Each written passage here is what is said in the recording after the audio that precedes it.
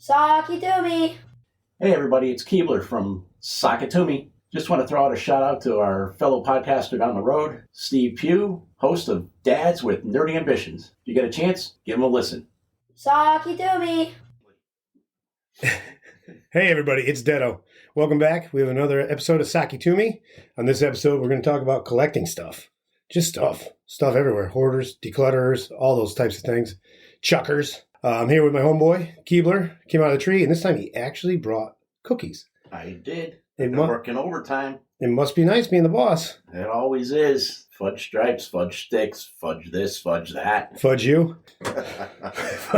Here we go already. All right. It's nice and early. All right. All right. Anyway, we're here. We're going to talk about collecting baseball cards and all the collectibles over the years that were kind of crazy.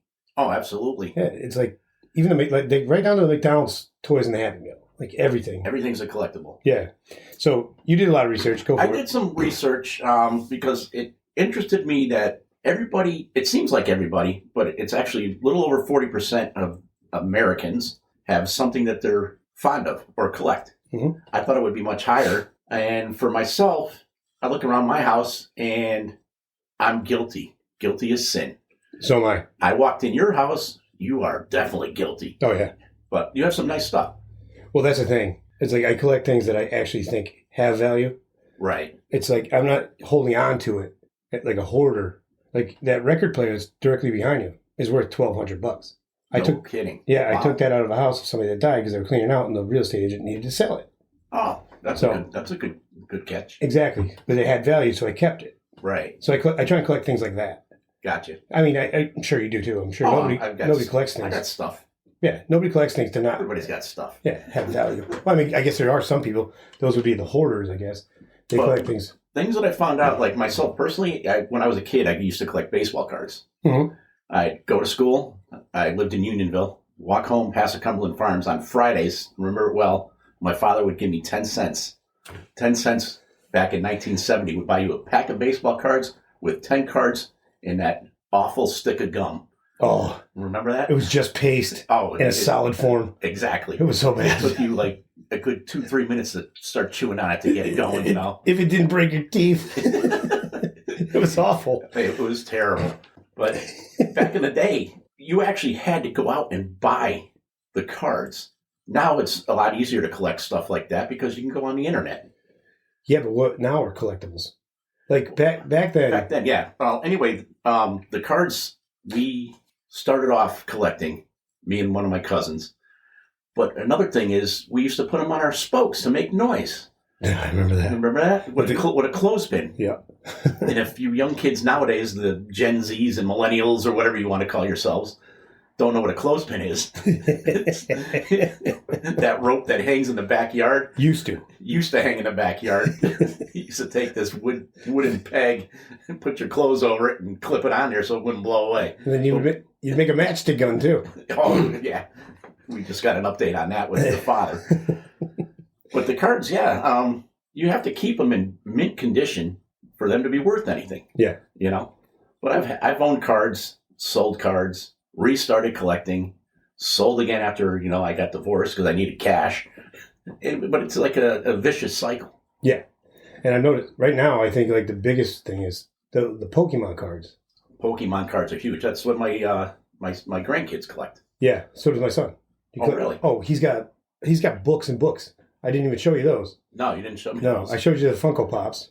Oh, that's something I collect as well. Yeah. I showed you my collection of the baseball card full sets. Yep. And I didn't show you his books of all the ones that he thinks are worth something. Right. And he looks it up. He goes through, because there's numbers on it. Oh, yeah, everything's got a number. Yeah. Speaking of that, I was just looking up, you were talking previously before the show started, the most expensive baseball card to date is a 1952 Topps Mickey Mantle, which sold for $12.6 million in 2022. Which I find with the number 311 on the back. That's every card had a number, but that seemed to be the number 311. That was the one it was 311 in set. In the set. That's what that Correct. Yeah. Correct. Yeah, it's just an interesting thing. I was talking with my mother before I came here. She used to collect mugs. used to go to state or a Costanza. Mugsy. And she used to buy one from like Fort Kent, Maine, or Boston, Massachusetts, and then she'd have the display out. I said, Mom, whatever happened to your mugs? She goes, well, they're out in the back shed, all wrapped up. She goes, I went to check on them last year and found that mice were living in them. Oh, but that's where you come into, talking about your hoarding. I mean, you've seen it before. oh yeah. So in the construction business, sometimes I have to go in and actually clean out properties. Right. And there's been a few, more than I care to remember, where the people actually had the hoarding disorder, and you have those little goat paths. Oh, yeah. And everything is useless. I've never seen it personally, but I've seen it on TV. I know what you're talking about. It's real. And it's real, and it's relatively disgusting, to be honest. I can gross. only imagine. And it's not anyone's fault, and I'm not judging or making fun of anybody. It's just when you have to go in illness, there. It's a disorder, and it's an right. illness. And, some people get attached to things. I don't know if it's because of a disattachment when they're young or whatever. I don't know I was reading up on the Mayo Clinic and what it was, and they have attachment issues. Okay. Apparently. This is from what I read, not from what I know. So they hold on to things because it reminds them of stuff that made them feel good. Right, right. And then they just continue. And it's kind of like when I collect, it's something that I'm interested in. And I think most people are like that you collect something that you have an interest in, like baseball cards. I was into baseball. But it can get out of order. It can get out of hand quickly. Yeah. To where you can't move. You can't even use your sink. You can't use your toilet. Oh, jeez. There's rooms in your house you don't even know exist. Yeah, that's terrible. The one I was telling you about earlier where I was called to go do it, it was so bad that when they finished it, they figured out there was an extra room that they didn't even know about. Are you serious? Yeah. Wow. That's how bad it can get. That's crazy. It's a disorder. And I think most people have it. It's just how out of control do they let it become? Like me. Right. I have both of them. You go both ways? Yeah, it's like I purge. It's really? I'll hold on to stuff, I'll hold on to stuff, I'll hold on to stuff, I'll hold on to stuff, and I'm like, free it. I don't need this stuff anymore. And just chuck everything. It's gone. Wow. Yeah. Which I don't know if that might be OCD. I don't even know what it would be. I don't know. It sounds expensive. But yeah.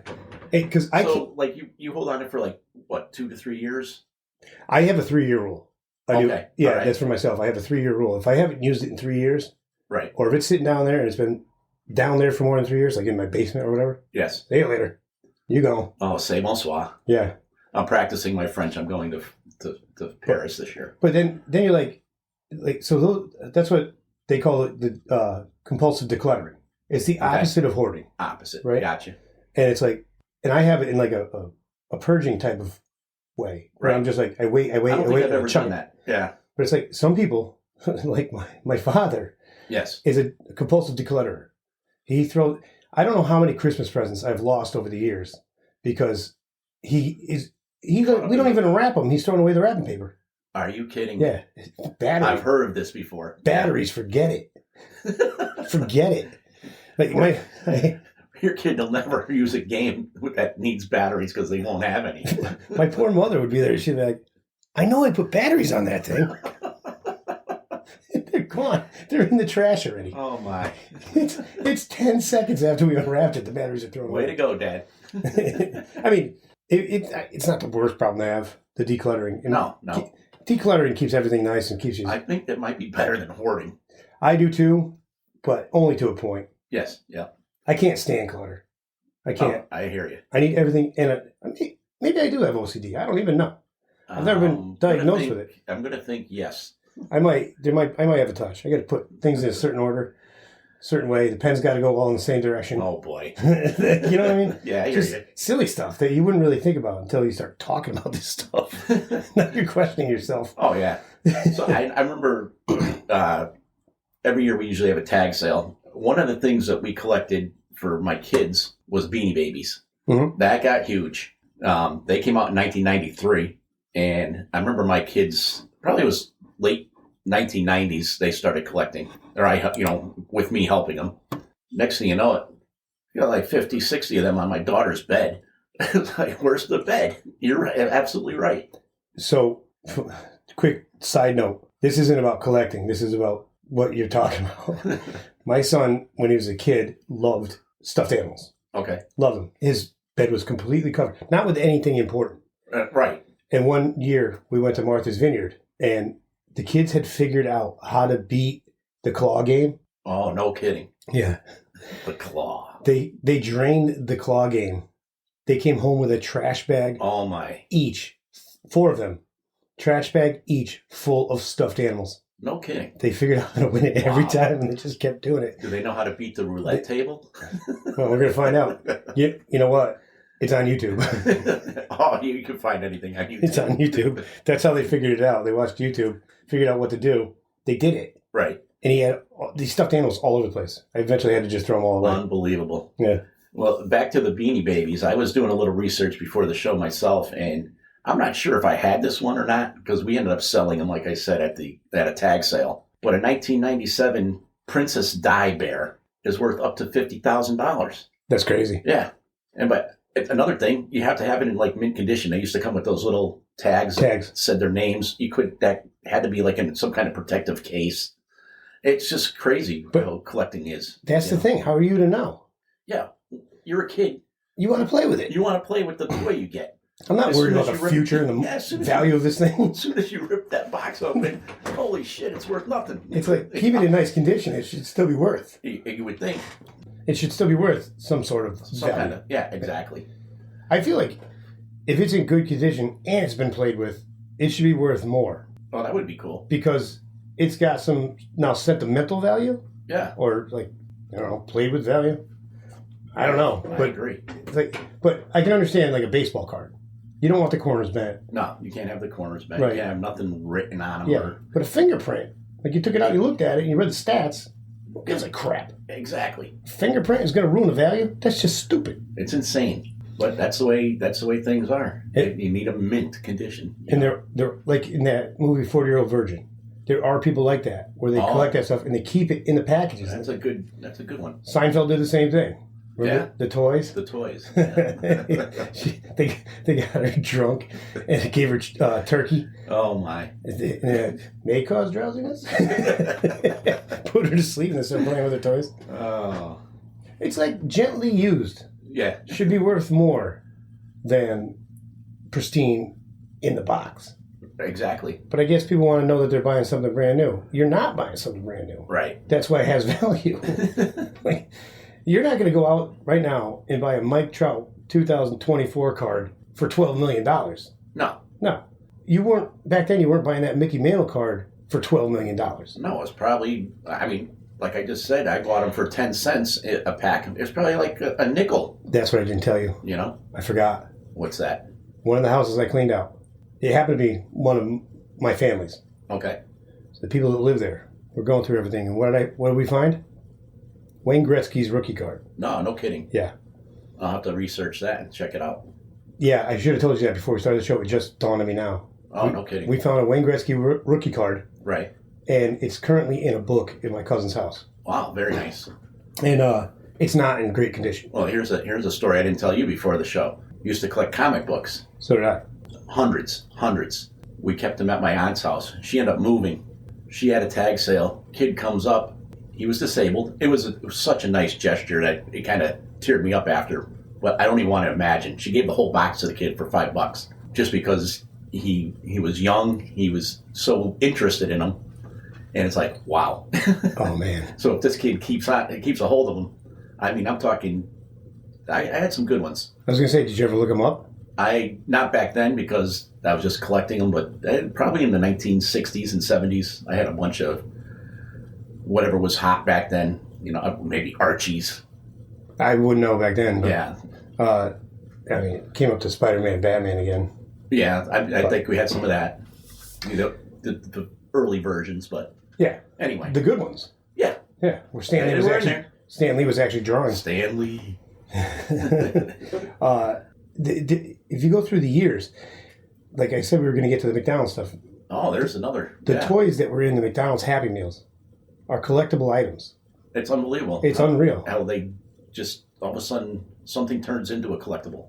Right. And people get hot for it. Yeah. And everybody's going after it. Exactly. Even these weren't collectibles. This is just a side note real quick. That stupid Monopoly game, Oh, yeah. I played that for years. They had to get rid of it because nobody won. Are you serious? The people that were making the tickets would take the winning No. $1 million tickets. Oh, my. So we got a scandal brewing here on you could never get Sock It To Me. Yeah. You heard it first from Detto. We got a breaking story. Oh, yeah. My buddy Chip and I would go there every day, get a hash brown and a small coffee, and the 2 tickets were there. Oh, nice. We pull them off. We filled the whole board, except for Boardwalk. Except for Boardwalk. Yeah, nobody gets Boardwalk. Nobody gets Boardwalk because they kept Why? stealing them. Now we know. I think there's a whole documentary on it, to be honest. No kidding. I'm fairly certain there is. I think it was a scandal, and that's why I don't think they happen anymore. I haven't seen that game for years. I haven't seen it in a while. So, yeah, that happened. But let's get back to the toys and the Happy Meals because they had a bunch of them. They had the mini Beanie Babies in there. I remember there was like a set of 10. Yeah. And I think at the time you could buy those online. You used to be able to buy just the toy. Just a toy. Okay. Yeah. Gotcha. I don't know if you still can. Right. And now they ask, girl or boy? Yes. Who cares? Just give me the toy. Just give me the toy. Yeah. Give me the toy. If it's worth something, give it to me. Yeah. And, I mean, they had all kinds of stuff. Whatever's huge. They had E.T. at one point, I believe. Right. They had Transformers. They had, I think they had Peanuts characters. Oh, yeah. Yeah. They had all kinds of stuff. And those toys back from the mid-'80s or so, early 80s, mid-'80s, they're worth hundreds of dollars. I didn't tell you this before the show, but I have toys that I'm at my house that I'll just buy randomly now through the years. I have like Dunkin' Yo-Yos unopened. I have Pez dispensers. Pez dispensers. I didn't even think of that one. Yes. Those are huge. Yep. I have a few of those. There are some that are worth unopened. Thousands and thousands of dollars. I don't know what these, they're probably not worth much now, but if we, hold on to them and pass them down generation to generation, maybe somebody's got a nice little nest egg, see what happens. One other little snippet for Seinfeld. Matt, Detto loves Seinfeld. What's a 3-letter word for candy? I don't know. It's Pez. P-E-Z. Oh, P-E-Z. There you go. The whole show was about a Pez dispenser. No, I didn't see that one. Oh, God. I'll tell you about that one off the air. Maybe I'll check in with my girl, Sammy J. She probably saw it. Why? She watched Seinfeld? Oh, yeah. Sammy J is a Seinfeld person. See, she gets smarter and smarter every day. Oh, yeah. Love you, Sammy J. Give you another shout out. Absolutely. Then it's my Hess trucks. I'm looking at them. That's another. Yeah, the Hess trucks, they sell them at Christmas time. Never thought of that. No, my grandfather would get me one every year. I've got them, and one's worth $900. Wow. But it's out of the box, and I played with it, and I lost the thing that was on the back of it. It's like a crane or something. Here we go. Now it's like worth $7. Like, what the hell? Nobody told me that. But to you, it's worth a lot because you got it from your grandfather. You're absolutely right. Absolutely. Sentimental value. Here's another thing. In my safe, in the other room, okay, I have a bond, a certificate of bond.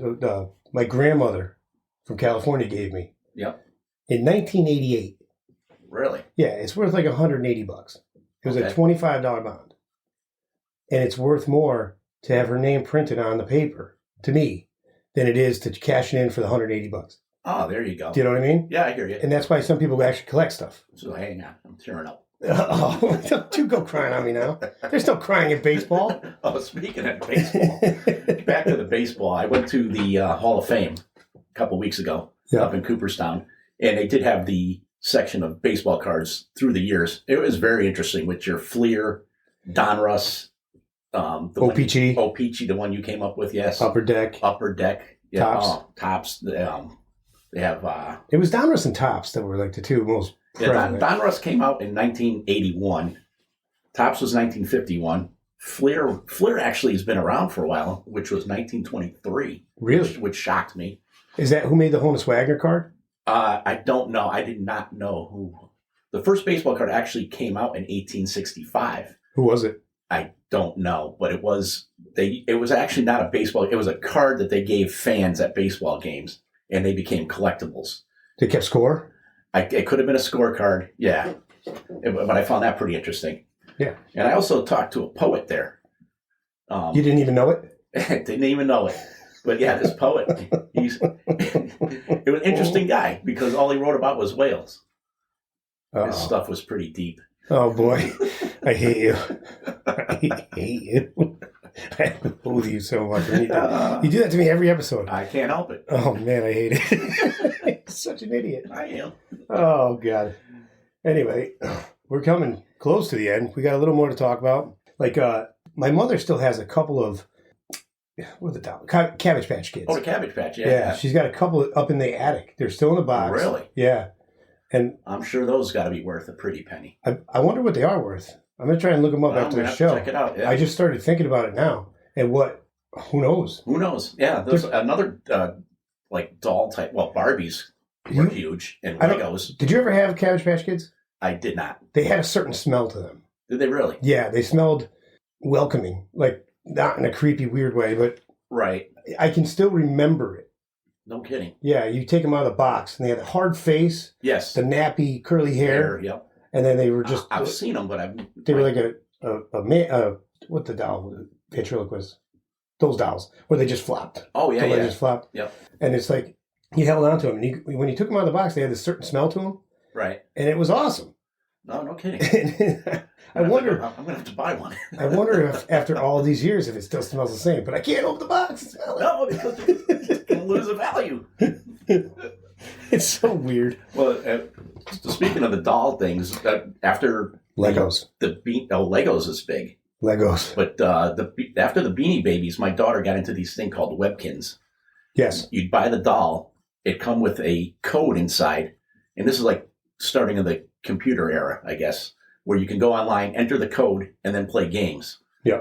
The doll played with you, didn't it? It did. Yeah. And at that time, it was, I don't know if it was fortunately or unfortunately, but I had a toy store on my route.